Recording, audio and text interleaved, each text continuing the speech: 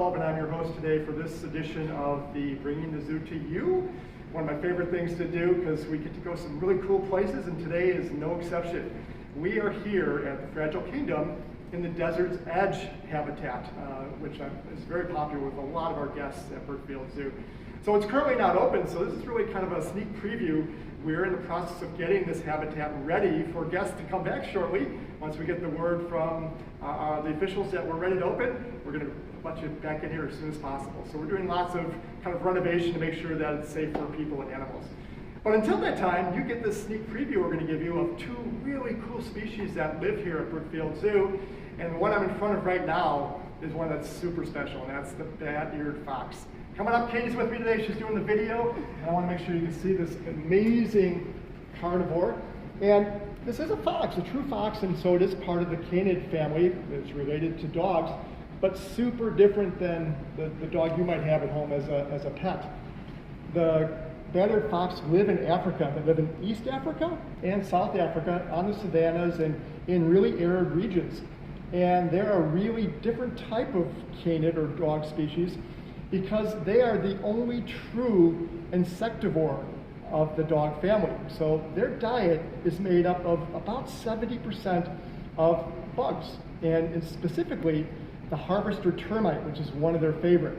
And so this animal is completely designed for finding and eating those types of animals.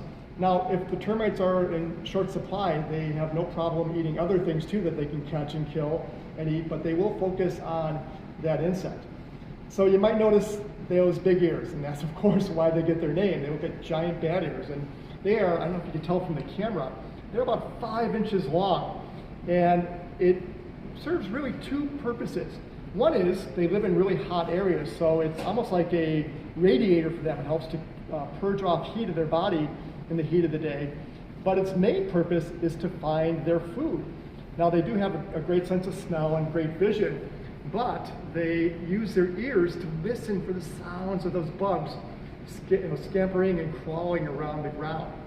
Now, this particular animal you can see right now is foraging for bugs that we put in the habitat. It's not the termites, because it would be not a good thing if our termites escaped our exhibit. So we use mealworms, which have the same kind of nutritional value as termites, but they stay put, and it gives these animals a chance to find them. But they're also listening. You can see they keep their nose to the ground and their ears pointed that way. And so the sound that those animals, even though we can't hear it, they could easily hear it as they're scampering along the ground. So right now we have two of our bat-eared foxes here, a male and a female. They're not currently breeding, but this particular pair has had pups in the past. And so when we get the opportunity to do that again, of course, we'll love to have some little babies running around here. So as I mentioned, these animals live in the East and South Africa, and depending on where they're at, they change the time in which they go out and hunt. In the north, in Africa, which is closer to the equator and much more arid and hotter for the entirety of the year, the animal stays nocturnal for most of that time. But the animals that live in South Africa, they typically will shift their activity period for when the termites are out. So in the winter time, they'll be out during the daytime hunting for termites. And at night, during the summertime, they will be more nocturnal, using their wonderful adaptations, kind of adapting to when the prey is available. Well, we get this great view of these animals looking at us, and they're just doing a great job of looking for those last few mealworms we have. This animal is an animal that dens, because that's how they get away from the heat. They'll create really large dens that they either dig themselves, or they'll take over an old termite mound or something else and then just kind of excavate it and make it bigger. And that's where they can live and escape the heat, but also care for their young. This particular exhibit has lots of different denning areas that you can see.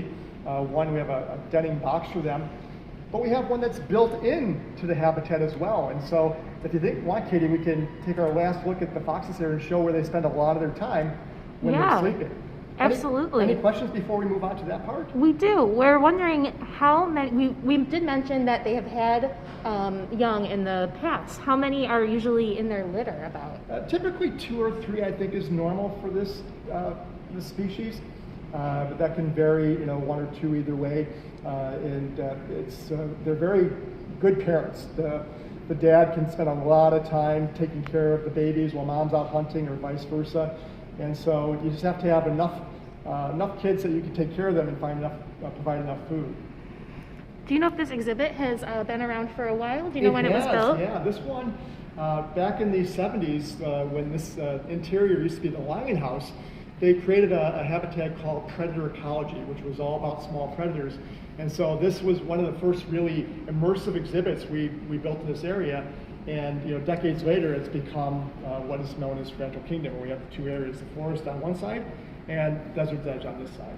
So cool. And yeah, we can see kind of their whole exhibit here, and it's nice and kind of dark for them. It looks like it's a nighttime exhibit. It's one of my favorites, really cool. Yeah. We actually have timed feeders in here that we use to, as we mentioned at some of the other zoo-to-use that we've done, that allow food to be delivered into the habitat throughout the day, gives them a chance to forage over longer periods of time. Excellent, let's go over this way. Yeah, we are going to walk over, so bear with us as we are on the move. We're going to walk, we're going to follow Tim. It's dark, so we have to be careful and watch our step. As we're heading over to our next animal, we can take a look at one of the dens that we have set up. And this is the place where, when you're walking through the Desert's Edge, you often see this two piles of beautiful soft fur laying in there, and that'll be our two bad-eared fox. And so it gives you a chance to see them both when they're active and when they're sleeping, and how they behave in each one of those environments. Yeah, I've definitely caught them sleeping there before. Oh yes, it's nice, looks nice and comfy for me, a little small. All right, let's go this way, Katie. Okay, we're following you, Tim. Next animal, we're going to go from Africa into the Americas, and we're going to talk about a very special animal called the Guadamundi, or oftentimes called the coati. We're going to move over here. Oh, we've got him out here already. Oh. So the Guadamundi, or coati, lives in Central and South America, and believe it or not, they actually live in Arizona and New Mexico, so they come up that far north. There are 4 species of Guadamundi. 2 of them are typically low altitude animals, like this particular one. This is the white-nosed Guadamundi. And then there are 2 species that live up at altitude in the Andes that are mountain coati. They differ both in their color and also their size. The mountain coati is a little bit smaller, and typically what they eat is a little bit different. So this is one of those animals that you thought Dr. Seuss would have put together, right? It's a mix of things. It looks kind of like a raccoon, a little bit like a lemur, and it's just has all sorts of different adaptations to help it become what it is in its niche in life. It is actually related to the raccoon, and as well as the red panda. So it has all kind of the same features. It likes to live above the ground, but it does most of its foraging on the ground. So it has the ability to both spend its time on the ground, but also be agile and adept into the trees. We have 2 Guadamundi here, a male and a female, and they are just incredibly good animals. Now, different than the bat-eared fox we just talked about, these animals are omnivores, and so they have they have a much broader menu. So they can eat anything from fruit and vegetables to small animals, anything they can catch as well. And they find their food with that long and wonderfully adapted nose of theirs. And that's what they're named for. The name coati comes from the native dialect of one of the South American tribes that talks about their nose, because it is very prominent. It's very long and it's upturned. And it's really special because with that sense of smell that they have, they can look for bugs and things under the ground, so they can root around. And their nose is actually quite agile. It can move almost 60 degrees in any angle, so you can see it kind of moving around. Wow. Almost like an elephant's trunk can move around, not that far. But it allows them, when they put their nose in the soil, to move around and start to smell for creatures that might be in there, whether it's insects or they're finding fruit. So it's a really important part of their ability to forage and to find the food that they love to eat. Looks like one of them is using their nose right now. You can see it, yeah. They're looking around. There must be, I think it's a banana. So they love their fruit. Yeah. So they found a nice piece there. And that's one of the purposes of coatis in the environment. Not only do their noses kind of dig up the ground and help aerate the soil, But when they eat fruit, they also eat the seeds, and then they deposit those seeds somewhere else. So that allows the fruit to bear fruit and grow more plants in other areas to keep it going. So they naturally help plant their environment. Yeah, and you know, bats are known for that too. They eat a lot of fruit and then they fly around and drop their poop, which has seeds in it, has natural fertilizer already around it, drops to the ground, and then the plants start to grow. So they're great gardeners. They are great gardeners too and help keep the forests alive and healthy. So you might have noticed they're pretty darn good climbers. And so when they're not foraging for food, they're up in the trees. They do everything else up in the trees. They make really nice little nests for themselves at night. They also will go ahead and take care of their young up in the trees. And sorry about the noise in the background. This is we're still doing work, as I mentioned. But you can see some really good adaptations, and that's that long tail that they have. So that tail has really two purposes. One is when they're in the trees, almost like a balancing pole. If you've watched somebody that walks on a tight wire, they have that long pole they use. It's the same thing for a coati, and they can use that tail to help them balance on a branch to go up and find the tops of the treetops where they'll go ahead and make a nest. But when they're on the ground foraging, this animal lives in large groups, and they call them bands. And so when they're on the ground, oftentimes there's vegetation there, and they want to keep in touch with each other. So they put their tail straight up in the air, and the tip actually moves and makes almost like a cat can do. And that allows them to keep in contact with other animals of their family when they're hunting and foraging for food. So we're looking at some great behavior here right now.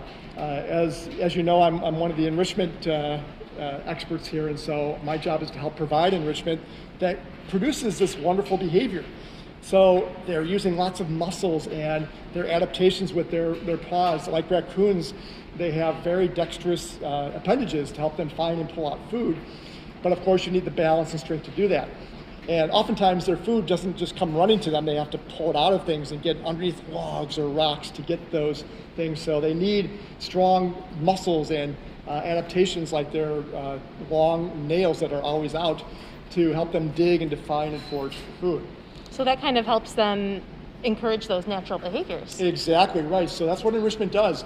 The animal care staff will go, what behavior can we bring out of this animal that's really helpful for it, and also really good for our guests to see, because we want our guests to see all the wonderful behavior that they can show. And so we produce enrichment devices that actually will stimulate that specific behavior to help draw it out of the animal. The more behavior these animals can show us, typically is a great sign that they're in a great state of welfare. While we're watching this girl up top here, that's a female, and she is just amazingly agile going up these rocks here, and she's probably going to make a jump here. Yeah, so look at her. We're very fortunate. Very agile. Yeah, so a lot of our enrichment has to be, for an animal that lives in the trees, we have to make sure we get our enrichment up high, and so you might notice that we have some facilities here. Zoom out to see the whole habitat. Yeah, exactly. So we have a lot of elevated areas. We have a pulley system because, unfortunately, the animal care staff can't climb as well as the coati can. So we actually made a pulley that when the keepers need to lower it, they bring it down, load it up, and then bring it back up to coati height. So again, these are just wonderful adaptations in the high level of care that we provide these animals. Any questions about coatis before we move on? We are wondering, yes, we do have the 2 here. Are there any more, or do we know if there's any plans for more in the future? These are our only 2 coati, but these are a breeding pair, and so we're hoping to have some cute little baby coatis in the future. So keep your eye on our website to make sure you can see any announcements that we make in that regard. Oh, I'm sure people would love to see some cute little baby coatis. For sure. Well, excellent. I hope that's a great introduction to those 2 species that are really fantastic. We love doing these Bringing the Zoo to You episodes, and we thank you so much for coming and watching these, but also supporting Brookfield Zoo. We are getting prepared to open up, and we look forward to seeing you here again very shortly. Until then, be safe and have fun and have a great day. Thanks, everybody.